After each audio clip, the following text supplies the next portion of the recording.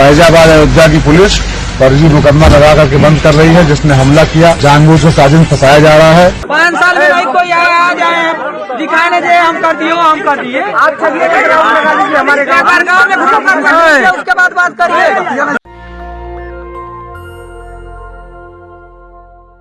ये वीडियो देखा आपने, एक विधायक हैं ये बीजेपी के, ये महाराजगंज के सिसवा विधानसभा का है। यूपी में जनता जो है वो ढूंढ रही है बीजेपी के नेताओं को, बीजेपी के विधायकों को। और सवाल जवाब भी सुना होगा आपने 10 सेकंड का, बीच बीच में दिखाएंगे, पूरा वीडियो आपको दिखाएंगे क्या हुआ है।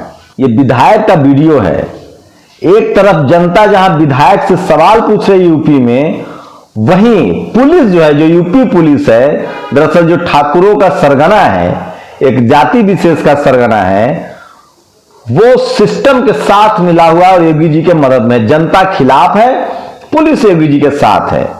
यह वीडियो दूसरा जो आपने देखा, तस्वीरें देखी, अयोध्या में गोली चली है। तो एक तरफ जनता बीजेपी विधायकों को घेर रही है, दूसरी तरफ पुलिस जो है वो बीजेपी की मदद कर रही है। नमस्कार, मैं शंभू कुमार सिंह और आप देख रहे हैं नेशनल दस्तक। वो सब कुछ हो रहा है जो आज तक के चुनाव में नहीं हुआ था। वो सब कुछ हो रहा है जो आज तक लोकतंत्र में नहीं हुआ था। और सच कहते हैं लोग कि मोदी योगी है तो मुमकिन है, मतलब कुछ भी हो सकता है। पुलिस गोली चला सकती है, इनकाउंटर कर सकती है, विरोधी उम्मीदवारों को गिरफ्तारी कर सकती है, घर से अपहरण कर सकती है, केस कर सकती है। पंचायत चुनाव में देखा था किस तरह से जो विरोधी दल के विरोधी में जो जीते थे उनको कैसे जेल में डाला जा रहा था। मतलब कुछ भी चल सकता है।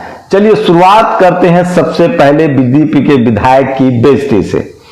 नमस्कार, मैं शंभू कुमार सिंह और आप देख रहे हैं नेशनल दस्तक। यह पहला वीडियो है जो आप देखिए, यह है पूर्वांचल का वीडियो है, महाराजगंज से आया है। और यह है 5 साल विधायक रहने के बाद जब एक गांव में पहली बार नेताजी पहुंचे, तब ग्रामीणों ने घेर लिया। जनता जाग गई है, अब बेवकूफ बना के वोट नहीं ले सकते। वीडियो महाराजगंज के सिसवा विधानसभा का है। किस तरह से सवाल पूछे जा रहे हैं वो देखिए। विधायक, एक तो विधायक जी ने पीछे झंडा लगा रखा है बीजेपी का और लोगों से बात कर रहे हैं। एक तो लोग नहीं है और जो हैं वो विधायक जी को बोलने नहीं दे रहे हैं। ऐसा भी पहली बार हुआ है। आप कल्पना कर सकते हैं, बीजेपी की हालत का अंदाजा लगा लीजिए कि कितना विरोध है। लेकिन जैसे टीवी और अखबार देखिएगा आपको लगेगा कि आएगा तो बीजेपी ही, आएगा तो योगी ही। एक बार फिर से सुनिए आगे का पोर्शन। 5 साल में नहीं कोई आ जाए दिखाने दे हम कर दिए आप चलिए लगा दीजिए हमारे गाँव में उसके बाद बात करिए। तो जनता जो है वो सवाल जवाब कर रही है, बीजेपी से सवाल पूछ रही है कि आपने 5 साल में क्या किया। तो अखिलेश यादव ने ठीक ही कहा है कि ये चुनाव मैं नहीं लड़ रहा हूं, विपक्ष नहीं लड़ रहा है, यूपी की जनता बीजेपी के खिलाफ लड़ रही है। लेकिन बीजेपी के साथ कौन है? बीजेपी के साथ है मीडिया, टीवी और अखबार। बीजेपी के साथ है पुलिस, बीजेपी के साथ है सिस्टम और बीजेपी के साथ है चुनाव आयोग। अब देखते हैं जनता पुलिसिया व्यवस्था से, सिस्टम से और चुनाव आयोग से जीत पाती है कि नहीं। लेकिन पुलिस कैसे मदद कर रही है वो देखिए। यह अयोध्या की तस्वीर है। सपा के उम्मीदवार पर गोली भी चली और पुलिस ने उसको अरेस्ट भी कर लिया। खुद सपा के कैंडिडेट का ये बयान सुन लीजिए 5 सेकंड का। फैजाबाद अयोध्या की पुलिस फर्जी मुकदमा लगा करके बंद कर रही है, जिसने हमला किया जानबूझ से साजिश फंसाया जा रहा है। वो कह रहे हैं कि मुझे पहले बीजेपी वालों ने गोली चलाई और अब मुझे गिरफ्तार कर लिया है, अब जनता मालिक है। सुना आपने? तो ये ऐसे चल रहा है यूपी का चुनाव। कुछ भी हो सकता है। पहली बार सब कुछ हो रहा है। जनता सरकार के खिलाफ है, योगी जी के खिलाफ है। पुलिस पूरी तरह से योगी जी के साथ है। लेकिन पुलिस ऐसे ही इतने ही नहीं रुकती है। यूपी में कानून व्यवस्था ध्वस्त है।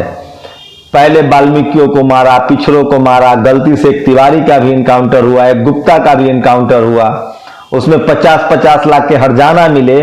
अब देखिए यूपी में कानून व्यवस्था की क्या हालत है। फर्जी एनकाउंटर करने खेत तक जा पहुंची पुलिस। बागपत एसओजी प्रभारी द्वारा फर्जी एनकाउंटर करने का प्रयास ग्रामीण ने बनाया पुलिस। वीडियो पुलिस मौके से भागी। बागपत में पुलिस वाले एनकाउंटर करने पहुंचे। ये वीडियो देखिए, काका मनोज ने ट्वीट किया है। और जब गांव वाले वीडियो बनाने लगे तो पुलिस वाले भाग गए। सोचिए, कुछ भी हो सकता है यूपी में। यूपी का चुनाव अद्भुत है और बीजेपी के आने के बाद कुछ भी हो रहा है। सोचिए, छात्रों को पुलिस पश्चिम बंगाल में छत से फेंक दे रही है। दिल्ली में तिहाड़ जेल में मुसलमान युवक की मौत हो जा रही है। ये सब तस्वीरें नहीं दिखा सकता, नहीं तो कॉपीराइट आ जाएगा। मैं वीडियो एडिटर से अपील कर रहा हूं कि किसी भी तरह के खून, मर्डर, मारपीट, हिंसा की तस्वीरें न लगाएं, क्योंकि चैनलों को बंद कराया जा रहा है इसी के बहाने में। लेकिन कुछ ऐसी भी खबरें हैं जो संकेत दे रही है कि सब कुछ बुरा ही नहीं हो रहा है। ये तस्वीरें देखिए, एक सोचिए कोई मुसलमान होता तो क्या होता है। एएनआई की रिपोर्ट है, ये नेशनल इन्वेस्टिगेशन एजेंसी एनआईए ने एक शख्स को गिरफ्तार किया है जो लश्कर तैयबा से मिला हुआ था, और वो पूर्व पुलिस अधीक्षक और आईपीएस अधिकारी अरविंद दिग्विजय नेगी, टाइटल में देखिए अरविंद दिग्विजय नेगी हैं। वो लश्कर तैयबा से मिले हुए। तो सोचिए, अगर मुसलमान पकड़ा जाता तो पूरे मुस्लिम बिरादरी को कटघरे में खड़ा कर दिया जाता। अभी नेगी साहब के लिए क्या कहिएगा।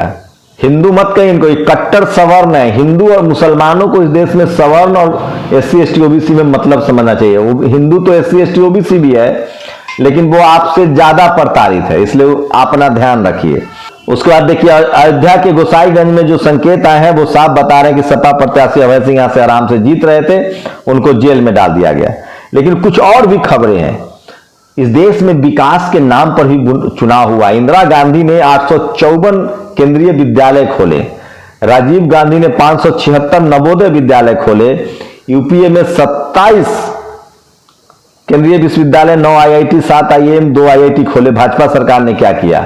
मैं सोचिए कि 70 साल 60 साल कांग्रेस रही है, 55 साल। मैं उससे बहुत खुश तो नहीं हूं, लेकिन फिर भी उसने लोक लाज के डर से कुछ तो काम किया था। और सोचिए, आज शिवाजी महाराज की जयंती है। बाबा साहब ने उनके लिए क्या लिखा है वो सुनिए। मुझे भारत का संविधान लिखने में ज्यादा कष्ट नहीं हुआ, क्योंकि मेरे सामने छत्रपति शिवाजी महाराज ने निर्माण किया हुआ स्वराज था। बाबा साहब अम्बेडकर, ये बाबा साहब की लाइन थी। सोचिए, आज ब्राह्मण सवर्ण कूद कूद के छत्रपति शिवाजी महाराज को याद कर रहे हैं। इस मराठा राजा को ब्राह्मणों ने राज तिलक नहीं किया था शूद्र कह के। एक ब्राह्मण कुलकर्णी ने इन पर हमला किया। संभाजी महाराज, इनके बेटे के हत्यारों में कौन लोग थे? पेशवा थे। जब छत्रपति साहू जी महाराज का राज खत्म हुआ तो राजा बने पेशवा। अगर इनको मुगल ने धोखा दिया होता, मुगल तो राजा था। तो बहुत बड़ी कॉन्स्पिरेसी है इस देश में, इतिहास से बहुत बड़ी कॉन्स्पिरेसी की गई है। ये आपको समझना पड़ेगा और मेरी लगातार कोशिश है कि ये सब कॉन्स्पिरेसी मैं आपको समझाऊं। और मैं बार बार कह रहा हूं कि 21वीं सदी डॉक्टर अंबेडकर की सदी की तस्वीर देखिए, सर के ऊपर पंसील झंडा और हाथ में संविधान, ऐसे भी बदल रहा है। बिहार में पता है क्या हुआ? एक विधानसभा के सामने स्तूप बन रहा है, उसमें से अशोक स्तंभ गायब कर दिया गया। दिल्ली के पट्टी से अशोक स्तंभ गायब कर दिया गया। पूरे पूर्वांचल में लोगों में इतनी नाराजगी है जो सम्राट अशोक के वंशज हैं कि बाबा साहब ने जो सम्राट अशोक से जो लिया था अशोक स्तंभ संविधान में, भारत की व्यवस्था में, उसको धीरे धीरे हटाया जा रहा है और वहां स्वास्तिक डाला जा रहा है, जो मनुवाद, ब्राह्मणवाद और हिटलरशाही का प्रतीक है। आप सोचिए क्या चल रहा है इस देश में। तो ऐसा नहीं है कि सब कुछ खत्म है, आवाजें भी उठ रही हैं। और सबसे बड़ी और भयानक खबर, वीडियो भी नेशनल पर देखिएगा, कुवैत ने फैसला किया है, कुवैत की पार्लियामेंट ने, कि भारत के किसी भी बीजेपी समर्थक को कुवैत नहीं आने दिया जाएगा। पूरी दुनिया में आपकी किरकिरी हो रही है, आपका नाम खराब हो रहा है। भारत एक सेकुलर देश है, यहां के संविधान के हिसाब से आप किसी भी धर्म को मान सकते हैं, यह आपका निजी आस्था है, ये संविधान आपको अधिकार देता है। लेकिन सोचिए, इस देश में कौन लोग हैं जो एक धर्म के नाम पर और जाति के नाम पर अत्याचार करते हैं। भारत में जाति व्यवस्था खत्म कर दी गई है और कैटेगरी है SC ST OBC minority general, SC ST OBC minority और जनरल। तो सोचिए कौन लोग हैं जो इस देश को ब्राह्मणी राष्ट्र बनाना चाहते हैं। मैं फिर कह रहा हूं, ये सेकुलर कंट्री है और इसके जो फैब्रिक को बिगाड़ रहा है, जो संविधान को नहीं मानता, वो असली राष्ट्रद्रोही है। उसकी पहचान कीजिए। आप लोग की क्या प्रतिक्रिया, अपनी प्रतिक्रिया जरूर दीजिए। मैं फिर कह रहा हूं, ये वो खबरें हैं जो टीवी अखबार आपसे छुपाता है। शुक्रिया। नेशनल दस्तक की आपसे गुजारिश है कि अगर इसको बचाना चाहते हैं तो नेशनल दस्तक को सब्सक्राइब करने के लिए रेड कलर के सब्सक्राइब बटन को दबाएं, फिर बेल आइकन की घंटी दबाएं। नेशनल दस्तक को बचाने के लिए बहुत जरूरी है कि हर खबर को शेयर करें, लाइक करें, कमेंट जरूर करें।